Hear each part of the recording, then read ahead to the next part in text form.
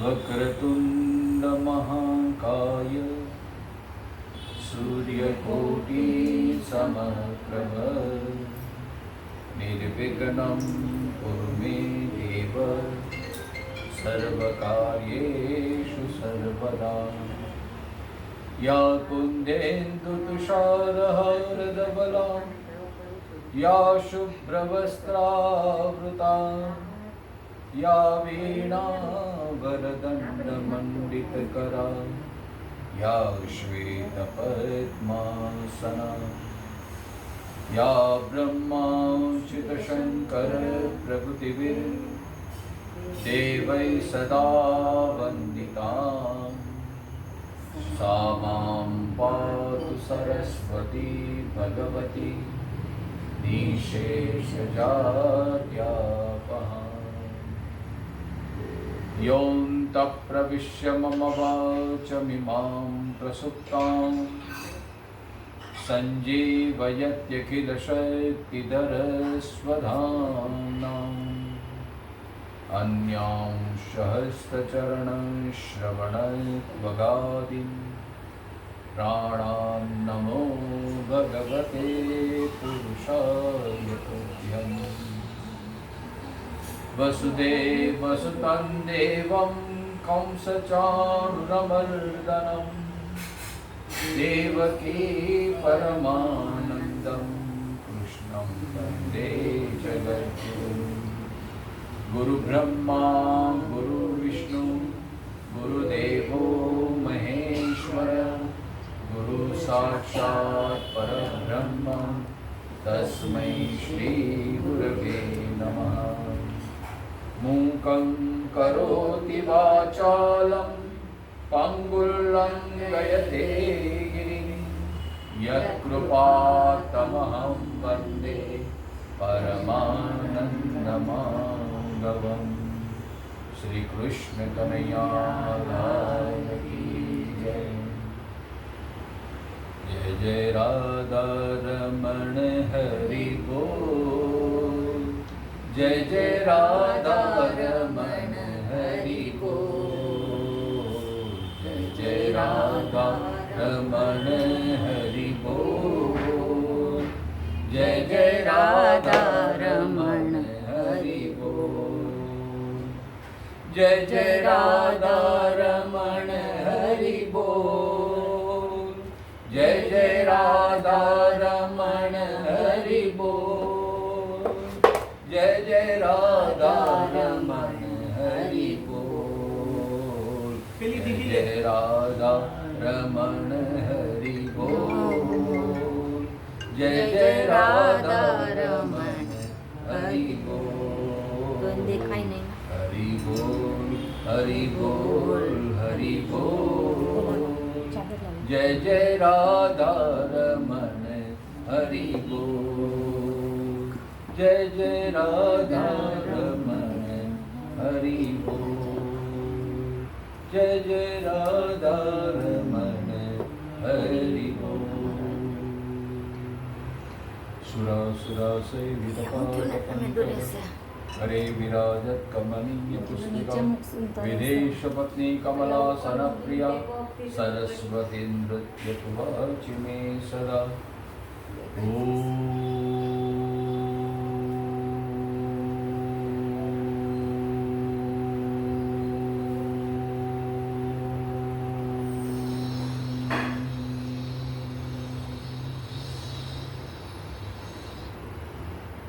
संजय उवाच तं तथा कृपयाविष्ट अश्रुपूर्णाकुलेक्षणं विषीदन्तमिदं वाक्य उवाच मधुसूदनः। શ્રીમદ ભગવદ્ ગીતાનું બીજો અધ્યાય એને સાંખ્યયોગ કહેવાય છે. આ બીજો અધ્યાય અત્યંત મહત્વનો છે. આમાં ભગવાને 3 તત્વો પર વાત કરી છે. તો આ શરીર છે બહુ નશ્વર છે, આત્મા છે એ અજર છે, અમર છે, નિત્ય છે. આ બંનેને સમજવાનો પ્રયત્ન કરવો જોઈએ અને સ્વધર્મની અબાધ્યતા બતાવી છે કે માણસે પોતાનો સ્વધર્મ બરાબર નિભાવવો. આ 3 સિદ્ધાંતને સમજવા માટે આખો બીજો અધ્યાય કર્યો છે. બીજા અધ્યાયને સંખ્યાયુગ એટલા માટે કહ્યું કારણ કે સાંખ્યિક દર્શન છે આપણા. તમે જો કપિલ મુનિ મહારાજે માતા દેવહૂતિને, કપિલ પણ એક ભગવાનનો અવતાર છે, શ્રીમદ ભાગવતમાં વર્ણન આવે છે. માતા દેવહૂતિને એમને જે તત્વજ્ઞાન કરાવ્યું એ સાંખ્ય યોગ કહેવાય છે. સાંખ્યમાં શું છે? સંખ્યા ક્રિયતે તત્ સાંખ્યમ. જેમ ગણિતના સિદ્ધાંતમાં 1 + 1 = 2 જ થાય, 3 ન થાય, એમ આપણું વેદાંત એ આપણને વાસ્તવિકતાનું દર્શન કરાવે છે. ઘણી વખત આપણને વેદાંત એકદમ નિરસ લાગે, કારણ કે વેદાંતમાં શું છે? બહુ સ્પષ્ટ વાતો કરવામાં આવે છે અને એ સ્પષ્ટ વાતો આપણે પચાવી નથી શકતા, એટલા માટે આપણા માટે નિરસ વગેરે આ તો બધું બહુ નેગેટિવ, નકારાત્મક એ વર્ણન કરતા હોય છે એવું આપણને લાગે. પણ તમે એનું સાચી રીતે અને વ્યવસ્થિત અભ્યાસ કરો તો વેદાંત આપણને નેગેટિવિટી તરફ નથી લઈ જતો, એ વાસ્તવિકતાનું દર્શન કરાવે છે. અને જે આપણે વાસ્તવિકતા સમજવા નથી માંગતા અથવા તો પચાવવા નથી માંગતા, કારણ કે એ વાસ્તવિકતા આપણા માટે આમ જો ખરેખર વિચાર કરીએ ને તો બહુ દુષ્કર થઈ જાય છે. કારણ કે એ રીતે જીવન આપણે જીવવા ટેવાયેલા જ નથી. આપણે બધું જ ગુડી જોઈએ, બધું સરળ જોઈએ, બધું આસાનીથી જોઈએ, અને એ જીવન હોય ને એ જ આપણને સારું લાગે છે. પણ વેદાંતનું જો દર્શન કર્યું હોય, વેદાંતનો અભ્યાસ કર્યો હોય તો વેદાંત હંમેશા આપણને સાવધાન કરે છે, એલર્ટ કરે છે કે તમે જે જીવી રહ્યા છો એ જ જીવન નથી, જીવનનું લક્ષ્ય કંઈક ઓર છે.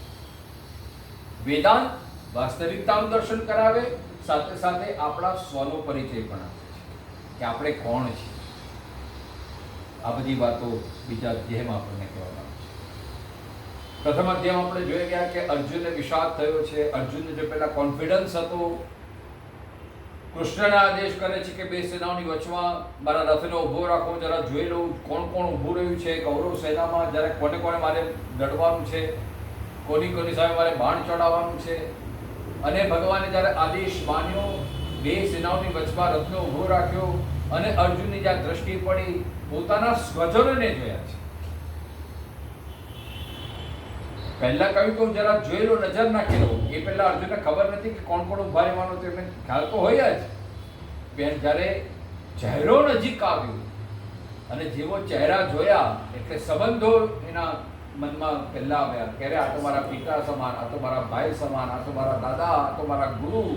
અને એ આખી દ્રષ્ટિ બદલાઈ, એને કારણે આખી વિચારધારા બદલાઈ ગઈ છે. અને એ અર્જુન જે શૌર્ય છે એ આખું કરુણામાં પલટાઈ ગયું છે.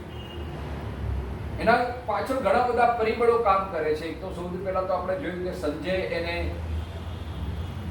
સમજાવાયો છે આગલી રાતે છાવણીમાં જઈને, અને જ્યારે એ ચહેરાઓ જોયા, સંબંધીઓ જોયા, ત્યારે એ સંજયની બધી વાતો યાદ આવવા લાગી અને એ જે શૌર્યતા હતી એ દયાળુતામાં અને કૃપણતામાં, એટલે આવેશ, કૃપયાવિષ્ટ એ શબ્દ વાપર્યો છે. એટલે કૃપા એટલે કેવળ દયાળુ નહીં, એનો ઉભરો આવ્યો છે, એટલો બધો ઇમોશન્સમાં આવ્યા છે.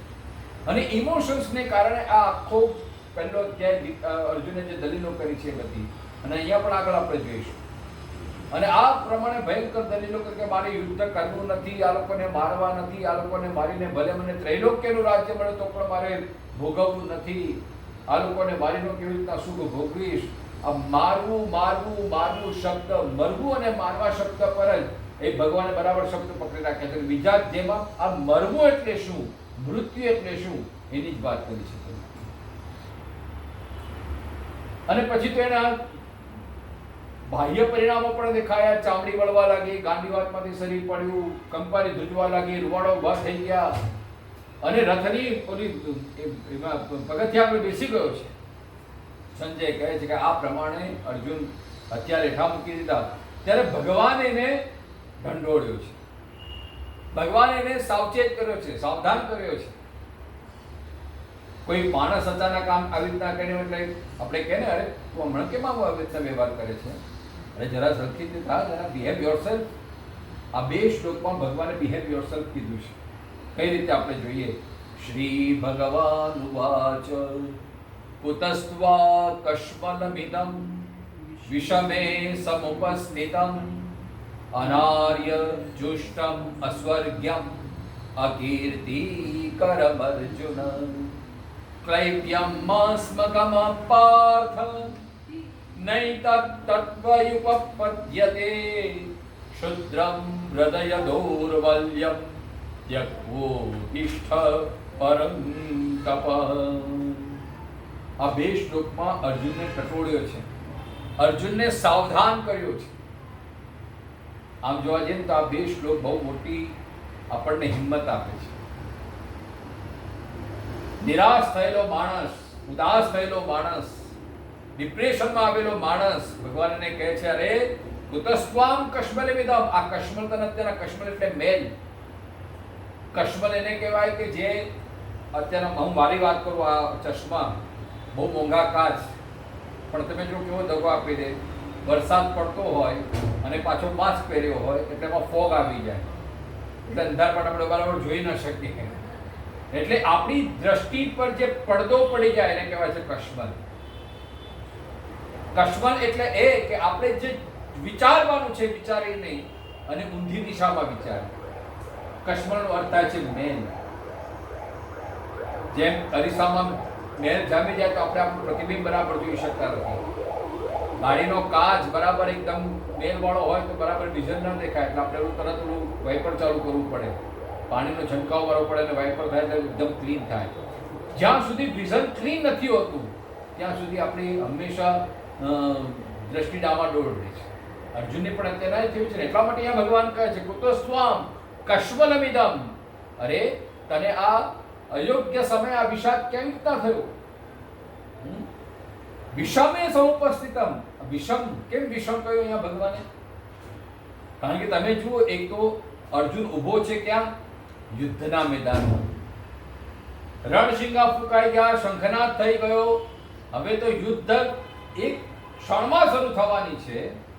જ્યાં શૌર્યતા જોઈએ એને બદલે અર્જુન કૃપાળુતાનું લઈને બેઠો છે. એટલા માટે કહ્યું આ વિષમ સ્થિતિ.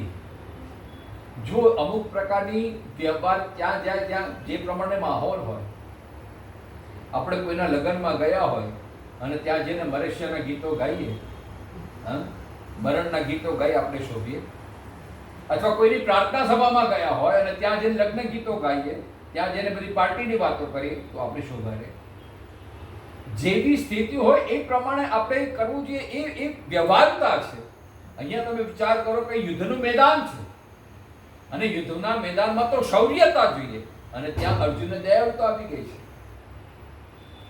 આ જ સ્થિતિને જો બીજી રીતે સમજવા જોઈએ તો અત્યારે જે આ માહોલ અત્યારે ગરમાટો થઈ ગયો છે ચાઇના બોર્ડર પર ને, એ ઇન્ડિયન આર્મી હોય અને ચાઇના બોર્ડર પર જે તત્પરતા જોઈએ, જે શૌર્યતા જોઈએ એ ન બતાવે અને ભાઈચારાની વાત કરે, અથવા ઇન્ડિયન પાકિસ્તાન બોર્ડર પર અરે આ તો મારો ભાઈબંધ છે, અમે રોજ સાથે ચા નાસ્તો કરીએ છીએ, હવે આને વિચારીને મારીને કેવી રીતના કરવું? ભલે યુદ્ધનું એલાન થઈ ગયું, ભલે કહ્યું કે આપણે દેશની રક્ષા કરવી જોઈએ, પણ આને હું કેવી રીતના મારું? આ તો મારો ભાઈબંધ છે, આ તો મારો દૂરનો સગો થાય. તો આ ખરેખર ધર્મ નિભાવ કે આ દેશદ્રોહ કરી રહ્યો છે. એ પોતે સૈનિક છે. સૈનિકનું કર્તવ્ય શું છે કે ભારત દેશની રક્ષા કરવી, બોર્ડરની રક્ષા કરવી, અને એ રક્ષામાં પોતે ફના થઈ જવું તો એ શહીદ થઈ જવો કહેવાય. પણ એ બોર્ડર પર ઉભેલો સૈનિક જો આ બધી વાતો કરે તો એ આપણા દેશની શું રક્ષા કરી શકશે? બસ એ જ સ્થિતિ અત્યારના અર્જુનની થઈ છે. અર્જુન અત્યારના યુદ્ધ ભૂમિમાં ઉભો રહ્યો છે, રણભૂમિમાં ઉભો રહ્યો છે. યુદ્ધની શરૂઆત થવાની છે અને ત્યાં બધી વૈરાગ્યની વાતો કરે છે કે મારે યુદ્ધ નથી કરવું, મારે આ નથી કરવું. ગુણવંત સાહેબ બહુ સરસ આને સમજાવવાનો પ્રયત્ન કર્યો છે. તમે જુઓ, છોકરો યુવાન થયો હોય, પછી ભણી ગણીને ડિગ્રી મેળવી, સેટલ થયો, નોકરી સારી મળી ગઈ, પછી શું વિચાર કરે કે હવે એને ઘરે કામ થઈ જાય, સેટલ થઈ જાય તો સારું. સેટલ થાય એટલે શું યોગ્ય એને પાર્ટનર મળી જાય એટલે આપણે શોધવાનો પ્રયત્ન કરીએ અને સારું પાત્ર પણ મળી જાય, નક્કી થઈ જાય, ગોળધાણા ખવાઈ જાય, સગાઈ થઈ જાય, પછી બંને પરિવારના સભ્યો મળીને લગ્નની તારીખ નક્કી કરી નાખે, પછી બધી તૈયારીઓ થવા લાગે, લોકોને એટલો ઉત્સાહ છે બધો અને ફર્સ્ટ ક્લાસ બધી તૈયારીઓ ચાલી રહી છે અને લગ્નનો દિવસ નક્કી થઈ જાય, કંકોત્રીઓ વહેંચાઈ જાય, બધાને આમંત્રણ મળી જાય, લગ્નનો દિવસ આવે, બધા તૈયાર થઈને આવી ગયા મહેમાન, ઓલો છોકરો પણ તૈયાર થઈ ગયો હોય, ઘોડે ચડે, વરઘોડો નીકળે, લોકો નાચે, આનંદ મંગલ કરે અને વાડીએ પહોંચે, જાન પોંખવાની શરૂઆત થઈ જાય, સાસુમાં પોંખીને અને પછી છોકરો મંડપમાં આવે, ત્યાં સુધી એકદમ બધું જ બરાબર છે અને પછી ઓલું વિધિ આગળ ચાલે અને પછી ઓલું અંતરપટ આવે ને ગૌર મહારાજ કહે કન્યા પધરાવો સાવધાન, કન્યા પધરાવો સાવધાન, અને આ સાવધાન શબ્દ સાંભળીને વરરાજાને થાય કે અરે રે આ લગ્ન કરીને કોણ સુખી થયું છે, કેટલાય મેં જીવનો જોયા, આ લગ્નમાં કોઈ સુખી થયું નથી, કોઈ ખાય એ પણ પસ્તાય ને ન ખાય એ પણ પસ્તાય અને મને પણ જો આવો ત્રાસ પડશે એના કરતાં હું લગ્ન ન જ કરું તો. અને પછી બાજુમાં બાપા ઉભા રહે કે પપ્પા મારે લગ્ન નથી કરવા, ચલો આપણે પાછા. બાપાની કેવી હાલત થાય? એક લાફો મારવાનું મન થાય કે નહીં કે ભાઈ તને આ બધો વિચાર તો પહેલા ના આવ્યો, આટલી બધી તે મહેનત કરાવી, આટલું બધું આ તે કર્યું, ગોળધાણા ખાઈ લીધા, કંકોત્રીઓ વેચાઈ ગયા, તને લગ્નના મંડપમાં આપણે ઊભા છીએ, હવે હમણાં કન્યા આવવાની જ છે, હાર પહેરાવવાનો જ બાકી છે અને ભાઈને વૈરાગ્ય જાગૃત થઈ ગયું. ભાઈ હવે કહી છે કે આપણે લગ્ન કરવા જ નથી, એના કરતાં તો હું આખો દિવસ આખો જન્મારો કુવારો રહીશ, હું જાતે રસોઈ બનાવી, આવી બધી ડાયરી વાતો કરે. બાપાને કેવું લાગે? બાપાને કોઈ પણ મહેમાન આવે કેવું લાગે? આ તો ભગવાને તો એટલું બધું સાંભળી લીધું. બસ અર્જુનની પણ આ સ્થિતિ થઈ છે ને. તમે વિચાર કરો કે અર્જુન આ બધા વિચાર પહેલા ના આવ્યા હોય અને અત્યારના જ એટલા માટે ભગવાને કહ્યું વિષમે સમુપસ્થિતમ. આ વિષમ સ્થિતિમાં જ્યાં યુદ્ધના મેદાનમાં ઉભો છે, જ્યાં શૌર્યના ગીત ગાવા જોઈએ અને ત્યાં તો આ મનુષ્ય એકદમ ઉદાસ થઈ ગયો, સાવ નિરસ થઈ ગયો. એટલા માટે સમુપસ્થ અનાર્યમ, આ આર્યને શોભે નહીં. કારણ કે તમે જુઓ અર્જુન છે કોણ છે? ક્ષત્રિય છે. કોઈ બ્રાહ્મણ આવી વાતો કરે, સંન્યાસી વાત કરે તો એને શોભે, અને કોઈ સૈનિક આવી વાતો કરે તો એ સૈનિકને લાયક જ નથી, તેને આર્મીમાં જોઈન્ટ જ ના થવું જોઈએ.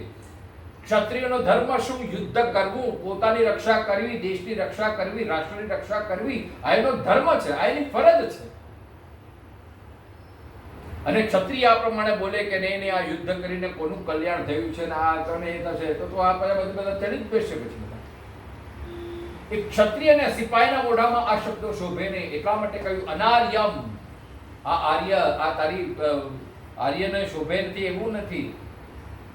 બીજું અસ્વર્ગ્યમ, તું એમ સમજશે કે આ બધું વિચાર કરીને તને સ્વર્ગની પ્રાપ્તિ થઈ જશે. આ આપણે કહે ને ડેવિડ કોટ ધ બાઇબલ, માણસ પોતાનો સ્વાર્થ સાધવા માટે ઘણા ઘણા સારા શબ્દોનો ઉપયોગ કરતો હોય છે, પણ એનું ટાર્ગેટ તો એમાંથી છટકવાનો હોય છે.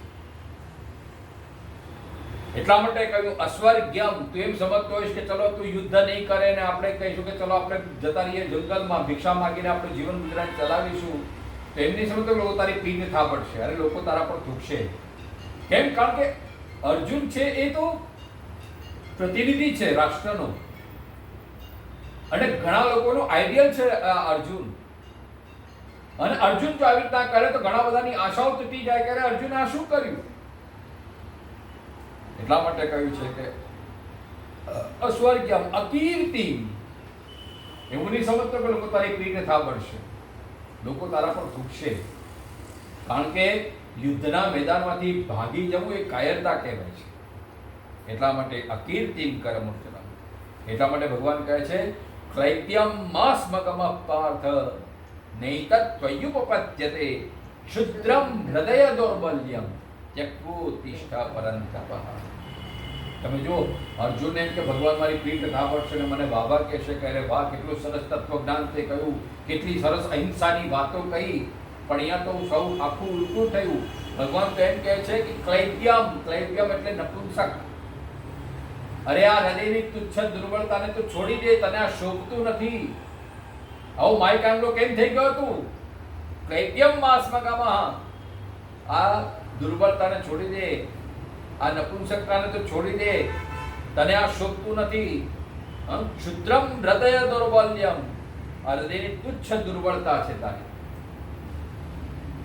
આ તારું ઇમોશન નથી, આ તારો પ્રેમ નથી, આ તારી લાગણી નથી, આ તારી હૃદયની તુચ્છ દુર્બળતા છે. ઉભો થા તો શુભીર થા, ઉત્તિષ્ઠ એટલે ત્યક્તોત્તિષ્ઠ પરંતપ. આ હૃદયની તુચ્છ દુર્બળતાને તું છોડી દે અને ઉત્તિષ્ઠ ઉભો થા. એ પરંતપ, હે અર્જુન, યુદ્ધને માટે ઉભો થા. એટલે તમે જો ગીતા કેટલી હિંમત આપે છે. અત્યારે તને આ શું વિચાર સૂચ્યો છે, આ તને શોભતું નથી. અને આ બે શ્લોકો સાંભળીને અર્જુન ભોઠો પડી ગયો. અર્જુન એમ કે ભગવાન મારી પીઠ થાબડશે, મને શાબાશી આપશે, મને કહેશે કે વાહ તને કેટલું સરસ આટલું તત્વજ્ઞાન સૂચ્યું, પણ એ તો આખું ઉલટું થઈ ગયું. એટલે અર્જુન ફરી પાછો એને સમજાવવાનો પ્રયત્ન કરે, ભગવાનને સમજાવવાનો પ્રયત્ન કરે છે. અને તમે જો હવે કેવી કેવી દલીલ આપે છે અર્જુન. અર્જુન ઉવાચ કથમ ભીષ્મમહં સંખ્યે દ્રોણંચ મધુસૂદન ઈશુભિ પ્રતિયોત્સ્યામિ પૂજાર્હાર પરિસૂદન. અરે તમે કહો છો કે ઊભો થા, તારી હૃદયની તુચ્છ દુર્બળતા તું છોડી દે, પણ ભગવાન તમે જુઓ તો ખરા હું કોની સામે ઊભો છું. આ રણભૂમિમાં બાણોથી કઈ રીતે હું ભીષ્મ પિતામહ, દ્રોણાચાર્ય આ બધાની સામે હું લડી શકું? અરે એ તો મારા પૂજનીય છે, મારા વંદનીય છે, મારા ગુરુ છે, મારા દાદા છે. અને નીતિ તો એમ કહે છે ગુરુ દેવો ભવ. આપણું શાસ્ત્ર તો એમ કહે છે ગુરુને દેવ માનો તમે, આચાર્ય દેવો ભવ. પિતામહ છે, દાદા છે, એ પણ પૂજ્ય ગણાય.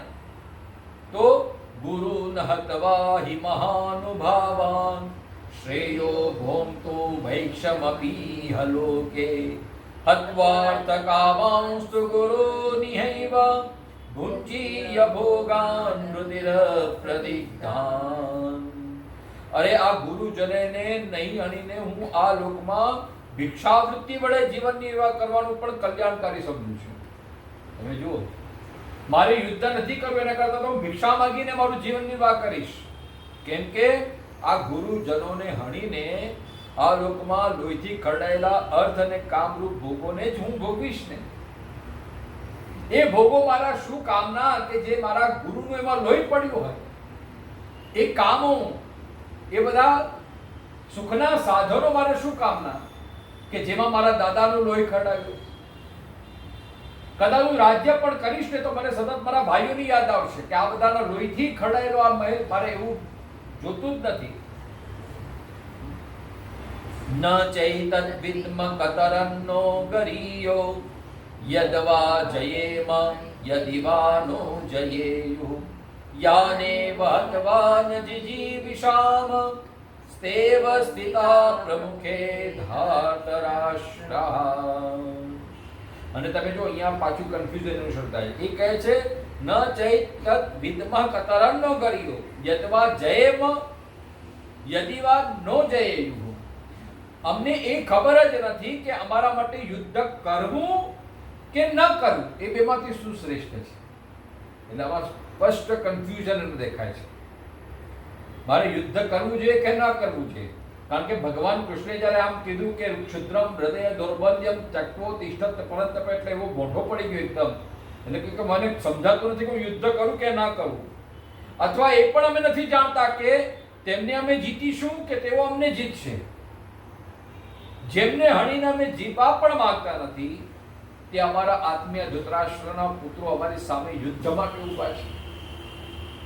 એટલે કહ્યું છે કે જો અમે જીતી જઈશું, કારણ કે આમાં બેમાંથી કોઈ એકલો તો સંવાર થવાનો જ છે, એ વાત તો નક્કી જ છે, એ વગર તો જીત નિશ્ચિત નથી. તો અર્જુન કહે છે કદાચ અમે જીતી જઈએ પણ એમને હણીને અમારે જીત જોતી જ નથી, તો અમે કેવી રીતના યુદ્ધ કરીએ? અને પછી એને પોતાને પણ નિરાશ થાય છે કે નહીં, મારાથી ખોટું થઈ રહ્યું. કારણ કે ભગવાન કોઈ દિવસ આવું કહે નહીં. ભગવાન હંમેશા મને સાચી સલાહ આપે છે. આજ સુધી કોઈ પણ મને કંઈ પણ પ્રશ્ન થયો છે તો કૃષ્ણે હંમેશા મને સચોટ માર્ગદર્શન આપ્યું છે. તો અહીંયા કૃષ્ણ જે કહી રહ્યા છે કે ક્ષુદ્રમ હૃદય દૌર્બલ્યમ, તો ખરેખર આમાં કંઈક મારો અપરાધ તો નથી થતો, કંઈક હું ભૂલ તો નથી કરતો. એટલા માટે અર્જુન અહીંયા પોતે જ કહે છે કાર્પણ્ય દોષો પહત સ્વભાવ પૃચ્છામિ ત્વામ ધર્મ સમ્મૂઢ ચેતઃ યશ્રેયસ્યાનિશ્ચિતં બ્રૂહિ તન્મે શિષ્યસ્તેહં શાધિમાં ત્વામ પ્રપન્નમ. બહુ મહત્વનો શ્લોક છે આ 7મો શ્લોક. અહીંયા તમે જુઓ, અર્જુને શરણાગતિ સ્વીકારી છે. અર્જુન કહે છે કે આ કાયરતા રૂપી દોષને જે મારો સ્વભાવ પામ્યો છે એ ધર્મના બાબતમાં હું મોચિત્ત થયો છું. ધર્મ સંપૂર્ણ ચેતન. હવે તમે જ મને કહો, યશ્રેય, જેમાં મારું શ્રેય શું છે, મારું કલ્યાણ શેમાં રહેલું છે, એ તમે મને નિશ્ચય કરીને કહો. કેમ કે શિષ્યસ્તેહમ, હું તમારો શિષ્ય થાઉં છું. શાધિમામ તામ પ્રપન્નઃ, હું આપને શરણ આવું છું. આપ મને યોગ્ય ઉપદેશ આપો, મને માર્ગદર્શન આપો કે મારે શું કરવું. તમે જુઓ, આ અર્જુનની અહીંયા સરળતાનું દર્શન થાય છે. તમે જુઓ, આ અર્જુનનો સ્વભાવ છે કે જે પણ કહે ને તરત અર્જુન એને કેચઅપ કરી લે છે. પહેલા સંજય આટલું બધું કહ્યું એટલે સંજય પ્રમાણે આખું બધું એ બોલી ગયો. અને અહીંયા જ્યારે ભગવાન કૃષ્ણએ કીધું કે આ હૃદયની તુચ્છ દુર્બળતાને તું છોડી દે, એટલે અર્જુને માની લીધું કે હા ભગવાન, તમે કહો છો તો ખરેખર મારામાં કાયરતા આવી જ ગઈ છે. એટલે કાર્પણ્ય દોષો, આ કૃપાનો આવેશ આવી ગયો છે. આ કાર્પણ્ય રૂપી દોષ ક્યાંથી આવી ગયો, કાયરતા રૂપી દોષ ક્યાંથી આવી ગયો મને ખબર નથી. અને તમે કહો છો તમે ખોટું તો ના જ કહો. તું કેમ આવો થઈ ગયો ભગવાન? માટે હું તમારો શિષ્ય છું, તમે મને હવે યોગ્ય માર્ગદર્શન આપો. પણ આ અર્જુન બહુ ભાગ્યશાળી છે કે એને કૃષ્ણ જેવાનું સાનિધ્ય મળ્યું છે. આપણા જીવનમાં ઘણી બધા કન્ફ્યુઝન સ્થિતિ આવે, હવે આમાં શું કરવું, આ કરવું કે ઓલું કરવું, આ કરવું કે ના કરવું. અને પછી આપણે કોની સલાહ લેવા છીએ, અને જેની સલાહ લઈશું એ પ્રમાણે આપણું કાર્ય થશે. એટલા માટે કહ્યું ને કે સલાહ હંમેશા કોઈ જ્ઞાનીની લેવી, કોઈ અનુભવીની લેવી, તો ખત્તા ના ખાવા પડે. અહીંયા તો શું થાય કે ઘરમાં જ્યારે પ્રસંગોને બધા અલગ અલગ પોતાની રીતે સલાહ આપે, એટલે માણસ બિચારો આખો સૌ મૂંઝાય જાય કે કરવું શું, કન્ફ્યુઝ થઈ જાય. એક તો કન્ફ્યુઝન વધારે કન્ફ્યુઝ કરે, 10 જણ અલગ અલગ સલાહ આપે. એટલા માટે કોઈ એકની જ સલાહ લેવી, અને જેના પર તમને શ્રદ્ધા હોય, ભાવ હોય, એના પર સલાહ લેવી. અહીંયા અર્જુન કોઈ બીજા આગળ ગયો જ નથી, ભગવાન આગળ ગયો છે. કારણ કે અર્જુન અને કૃષ્ણનો જે સંબંધ છે ને, શું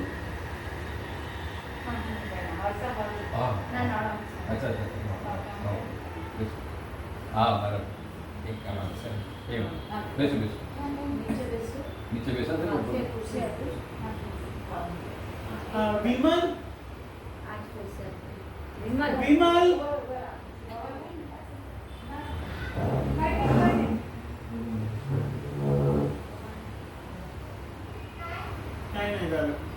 કૃષ્ણ કનૈયા લાલ કી. તો અર્જુન અને કૃષ્ણનો સંબંધ કેવલ ફોઈને ભત્રીજાનો નથી. તમે જુઓ, એ નર અને નારાયણ જેવો સંબંધ છે. આમ અર્જુનનું એક નામ છે પાર્થ. પાર્થ એટલે પૃથાનો પુત્ર. પાર્થને કરતા છે પૃથા. પૃથા એટલે કુંતા. એટલે સંસ્કૃતની ભાષાની ગરિમા એટલી બધી મહાન છે ને કે એક જ શબ્દના ઘણા બધા અર્થ થતા હોય છે. પૃથાનો એક અર્થ થાય છે પૃથ્વી, અને પૃથ્વીનો પુત્ર એટલે અર્જુન. એટલે પૃથા પુત્ર એટલે આમ જોવા જઈએ તો આપણે બધા જ પૃથ્વીના પુત્ર છે, આપણે બધા પૃથ્વીવાસી છીએ. એટલે અર્જુનનો જે સંબંધ છે એ જ સંબંધ આપણો કૃષ્ણ સાથે છે. એટલે અર્જુનને માધ્યમ બનાવીને કૃષ્ણ આપણને સૌને માર્ગદર્શન આપે છે. અર્જુન અને કૃષ્ણનો સંબંધ છે સખા ભાવ, સખ્ય ભાવનો પણ છે. આગળના 11મા શ્લોકમાં આપણે જોઈશું અર્જુન જે કહે છે કે હે સખા, હે યાદવ, ક્યારેક યાદવ કહીને સખા કહીને આ પ્રમાણે બોલાવે છે. એટલે અર્જુન અને કૃષ્ણ વચ્ચે બહુ ગહેરો સંબંધ છે. કૃષ્ણને પણ અર્જુન પ્રત્યે એટલી લાગણી છે. આ તો જીવાત્મા અને પરમાત્માની વાત છે. તો અહીંયા અર્જુન કહે છે કે તમે મને યોગ્ય માર્ગદર્શન આપો. કારણ નહીં પ્રપશ્યામિ મમાપનુદ્યાત યશોકમુચ્છોષણમિન્દ્રિયાણામ અવાપ્ય ભૂમા વસપત્નમૃદ્ધમ રાજ્યમ સુરાણામપી ચાધિપત્યામ. કેમ કે પૃથ્વીનું આ નિષ્કંટક અને ધન ધાન્યથી સંપન્ન રાજ્ય તેમજ દેવતાઓનું અધિપત્ય પામીને પણ હું એવો ઉપાય જોતો નથી જે મારી ઇન્દ્રિયને સુકવનારા શોકને નિવારી શકે. વિચાર કરો કે એક તરફ આખું પૃથ્વીનું નિષ્કંટક રાજ્ય હોય, એને એ પણ ધન ધાન્યથી સંપન્ન એવું રાજ્ય હોય, અને દેવતાઓનું પણ આધિપત્ય જો મને મળે તો પણ મને એટલું સુખ નથી અનુભવ્યું જેટલું અત્યારના મને આ દુઃખ થઈ રહ્યું છે, જેટલું અત્યારના મને શોક થઈ રહ્યું છે. સંજય કહે છે એવમ ઉક્ત્વા ઋષિકેશમ ગુડાકેશ પરંતપ નયોત્સ્ય ઇતિ ગોવિંદમ ઉક્ત્વા દુષ્ણી બભૂવઃ.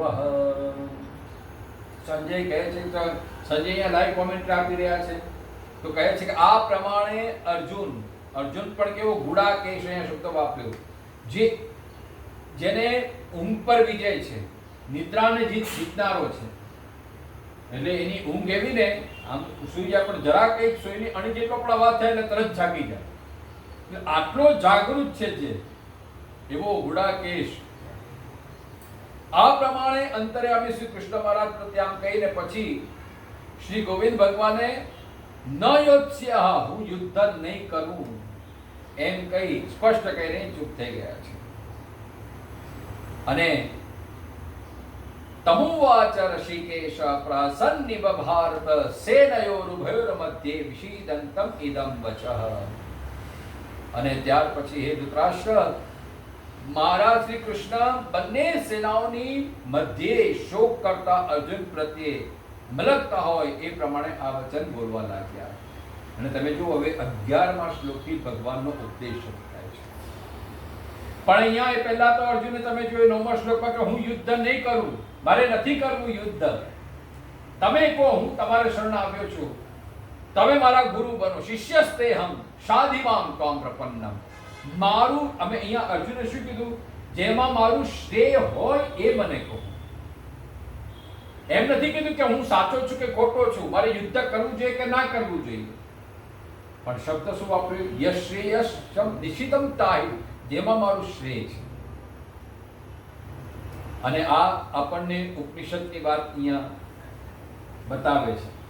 ઉપનિષદનો તમે અભ્યાસ કરો તો એમાં કઠોપનિષદમાં આવે છે કે જીવનમાં આપણે બે વસ્તુઓ સતત આપણી પાસે હોય છે. કઈ? એક શ્રેય અને એક પ્રેય. શ્રેય, શ્રેય, પ્રેય. શ્રેય એટલે શું?